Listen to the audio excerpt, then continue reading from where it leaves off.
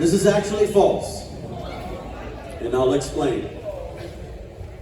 If you're grateful for what you have, then what happens when inevitably you lose what you have? You see, the distance from reality to expectancy, the greater the distance, the greater the amount of suffering. So whenever in life, what we have is called the law of impermanence.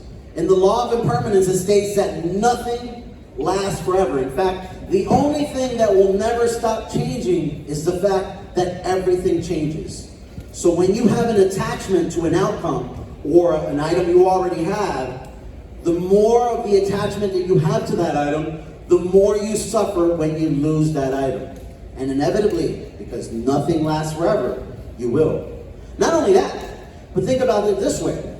If we live in a society, and this is very, very common in Western society, that we are kind of hardwired to be grateful for what we have, what we're kind of subconsciously telling our brain is that our measurement of happiness is based upon what we have. So we must get more. You must graduate high school and you must go to college. Well, now you graduate college, but you got to get a master's. And now you graduate master's, but you got to get your wife or your husband. And you got to have 2 kids. And you got to have a dog. And you got to have a house with a white picket fence. And you're never actually happy. You are wired in your head to think that you need to have things to be happy.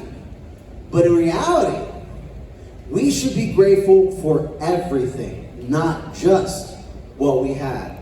Well, what about that one time I missed my bus? Yep, be grateful for it. Something came out of that you didn't realize was a blessing at that time. If you believe in God, great, and if you don't, it still works. Everything has a purpose. God, the universe, whatever you want to plug in as your collective being, does not make mistakes. When you think, no, I want this, but you didn't get it, instead of just accepting what you did get and looking at the blessing there, you're actually harming your ability to be happy.